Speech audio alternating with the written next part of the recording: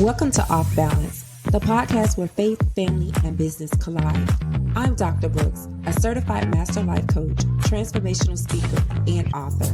Join me as we explore the journey of overcoming adversity and developing resilience. It's time for you to find your strength and reclaim balance. This is Off Balance. Welcome. Thank you for tuning in today. I am your host, Dr. Brooks, a certified master life coach. I teach women to overcome adversity by developing resilience. Whether you're facing a personal struggle, professional setback, or simply seeking to enhance your well-being, this podcast is your go-to resource for empowerment. Together, we'll unlock the tools and mindset needed to thrive in the face of adversity. Get ready to embrace your inner strength, redefine your narrative, and step into an empowered version of yourself. This is Off Balance, where resilience meets empowerment. Let's dive in. I am so excited about today's episode because it is a subject that is so dear to my heart. Today we're going to talk about caregiver resentment. For those of you that know, I am a caregiver. I have been caring for my mom in my home for 4 years. And it has been truly a humbling experience in a sense that it has been a roller coaster ride. And so today I'm going to talk about caregiver resentment. What is caregiver resentment? Caregiver resentment refers to the negative emotions and feelings of frustration, anger, or bitterness that caregivers may experience while taking care of a loved one, often due to the demanding nature of caregiving responsibilities. This resentment can stem from various factors, including the physical and emotional toll of caregiving, changes in the caregiver's lifestyle, and a sense of imbalance in the relationship. That sense of imbalance is very true because sometimes I feel like I'm the parent and not the daughter. And so there has been a lot of strain on the mother-daughter relationship. Today, we're going to reflect on specific aspects of caregiving that trigger resentment. It could be the demanding nature of the task, changes in your personal life, or feeling unappreciated. We're going to identify the root causes that can help you address them more effectively. So I hope that you are just ready to have an open and honest conversation. There is no judgment here. It is okay for you to feel, a certain way about being a caregiver. And it's not for anyone to judge those emotions. It's simply for us to first identify them and then to find strategies to help us overcome the resentment. Like I said earlier, caregiver resentment can arise from challenges and stress associated with providing care to a loved one. Factors contributing to resentment may include emotional and physical strain. Caregivers often face emotional and physical exhaustion due to the demands of caregiving. And we know that emotional and physical strain can lead to resentment. I know when I first moved my mom to my home, I had no idea that she would require as much care as she did. I wasn't aware of the changes that had occurred from her last episode prior to her moving with me. She was in a hospital for almost a month. And so that really set her back physically, emotionally, and mentally. And so it was emotionally and physically draining to me when I first started caring for her. The next thing that can contribute to resentment is if caregiving may result in a financial strain, affecting your financial well-being and contributing to the feelings of resentment. For example, when my mom first moved here, I had to take care of a $5,000 bill that was preventing her from getting medical treatment here in my state. So that caused me to have to be financially responsible for her bills. So that can cause resentment. In my case, it didn't, because by the grace of God, I had the money to be able to cover it. But if I was a person that was in a financial situation, that $5,000 could have cost me to foreclose, it could have cost repossessions, a lot of things could have happened. So financial burden can definitely lead to resentment. The next thing is changes in the relationship dynamic. As I said earlier, a lot of the times I don't feel like it's a mother-daughter relationship. I have to oftentimes take the role of the authority figure. And so that can cause strain. It can cause resentment. It can cause a lot of tension in the relationship. So whenever the caregiver's relationship undergoes significant changes impacting the dynamics of the relationship, it can potentially lead to resentment. So you just have to find balance, and you have to make sure that you constantly remind yourself the dynamics of the original relationship, not this new caregiver relationship, but what is the original dynamic of the relationship? Is it mother-daughter? Is it father-son? Is it son-father? Is it cousins? Whatever it is, you have to go back to the origin of the relationship so that you can appreciate the person for who they are. The next thing that can cause resentment is lack of support. If you don't have support from your family, friends, or the broader community in your caregiving responsibilities, then you can definitely develop resentment. For me, when I first got my mom, the first couple of years, it was just me because my husband was away doing military obligations. And so I had the responsibility of all the appointments. I had the responsibility of traveling back and forth to another state for doctor's appointments. So it was a lot. And I was burned out, exhausted, frustrated. I was overwhelmed by the idea that I didn't have freedom. And what do I mean by freedom? I did not have the ability to take trips if I wanted to. I did not have the ability to go out all day, shopping and just relaxing, whatever it is. I did not have the freedoms and the liberties to do that because I did not have the support. So support is very important. The next thing that can cause resentment or lead to resentment is if your caregiving responsibilities impact your personal life. You may resent being limited. You may resent, again, not having that personal time and that freedom. So that goes back to the lack of support. Typically, you will not have that personal time and that freedom if people are not supporting you. So just make sure that you create a community of people that can help you with your caregiver's responsibilities. I've talked about ways that can cause you to develop resentment, but now I want to give you some tips and strategies to help you overcome the resentment. The first tip is seek support. Connect with friends and family or support groups to share your feelings and experiences. You may also consider professional counseling or therapy to address emotional challenges. Sometimes you just have to put yourself in a space where you feel heard and supported, and that can actually help alleviate feeling isolated.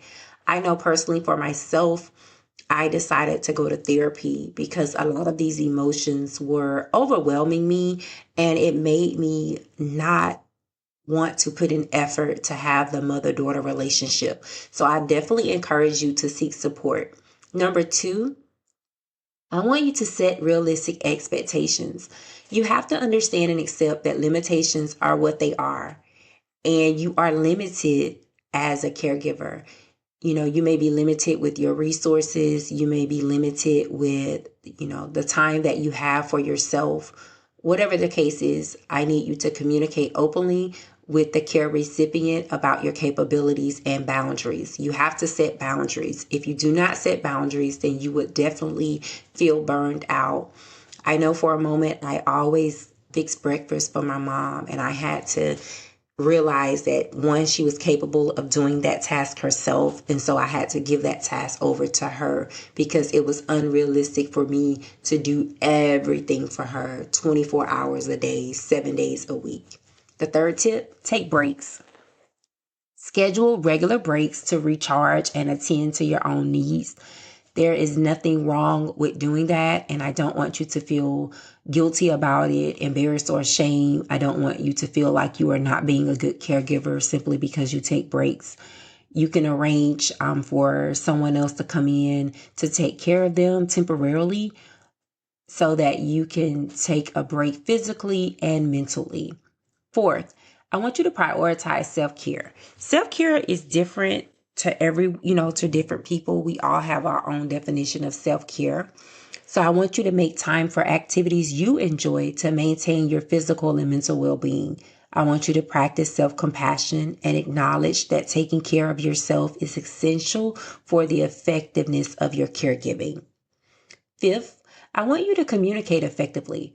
Foster open and honest communication with the care recipient and other family members. I want you to create a space where you can express your needs and concerns calmly and encourage them to share their perspectives as well.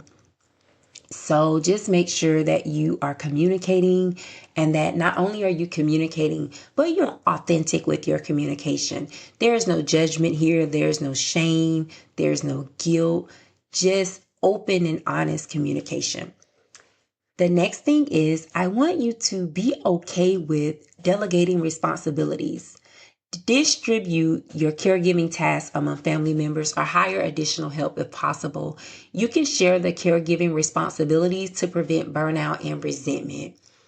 A lot of my frustration comes from everyone else around me doing life. They get to go on vacations, they get to do all kind of things. They can just pop up and do whatever they want to do, and I can't do that. I have to plan out everything. And so you have to make sure that you delegate the responsibility so that you will be able to do things for yourself. You would be able to travel, whatever it is that you desire to do. Next, you want to set boundaries. You want to establish clear boundaries to protect your personal time and space. You want to learn to say no when necessary and prioritize tasks to avoid feeling overwhelmed and just feeling like you always have something to do. I don't know about you, but when I feel like I always have a schedule, I become so frustrated and tired. So sometimes it's just good to have a day where there's not a plan. A day where you can just rest and relax. So those boundaries are going to be necessary. The 8th tip is focus on positive moments. Acknowledge and appreciate positive aspects of caregiving. I know personally all days are not bad, and so I really celebrate those good days. You want to reflect on the meaningful moments and connections you share with your care recipient. So on those days where both of you guys crushed your goals and you just do everything that you need to do that day, celebrate those days, because that's actually a great time, and that relieves stress, and it just makes caregiving more bearable. 9, I want you to educate yourself. Learn about the health conditions and challenges faced by the care recipient. And I also want you to understand their needs so that you can enhance your empathy and reduce resentment. So sometimes, depending on what the health condition may be, some things may be out of their control. So if you can learn more about that condition and empathize with them, it will help you not be so resentful and frustrated regarding the reaction or whatever the situation may be. And lastly, I want you to plan for the future. Develop long-term care plans and discuss them with the care recipient and other family members. I want you to anticipate changes in caregiving needs and adapt your approach accordingly. So depending on what the health condition is, if it progresses, then you may want to consider long-term care facility. You may have to consider a nursing home. You may have to consider respite care coming in. So there's different things that you have to consider when you're on this caregiver journey, and you can't feel bad about that. So I just think that if you plan for it and you communicate with everybody when that time comes, if it comes, then everyone will be okay and no one will feel blindsided or overwhelmed or frustrated with having to make the decision. I know personally for me, as I stated in the beginning, it has been an up and down roller coaster. I do thank God that I have the capabilities and the space and the finances to be able to take care of my mom. But again, it's frustrating at times, especially if she doesn't comply with her doctors and if she doesn't do the things that she needs to do to get her health at a stabilized place. Because every time she goes against doctor's orders or every time she doesn't do what she is required to do, then that's more appointments for me. That's more ripping and running for me. It's just a lot. And so I just encourage you, stay positive, stay focused, and just thank God that you can do it. And when you're tired of doing it, that's okay too. I just wanted to do this episode because resentment is real and people don't want to talk about it, but it happens every day. And we just have to be able to communicate our emotions. And then we have to be able to first admit that we're feeling this way so that we can just move past it and we can implement strategies to help us to be able to create an environment that is warm and welcoming for not only the recipient, but also the giver. So just remember that caregiver resentment is common and normal. And seeking assistance both emotionally and practically can contribute to a healthier caregiving relationship. It's important to prioritize your own well-being while caring for others. I hope you guys enjoyed this episode. I hope that it enlightened you to that this is normal. And if you are a caregiver and you're feeling this way, it's okay. Simply slow down, take a deep breath, and try to process those emotions and find someone that you can trust and someone that is not going to judge you, that will allow you to articulate how you're feeling. And then you guys can work out strategies to help you get yourself in a better space. So again, thank you so much for joining me. Be sure to tune in to next week's episode.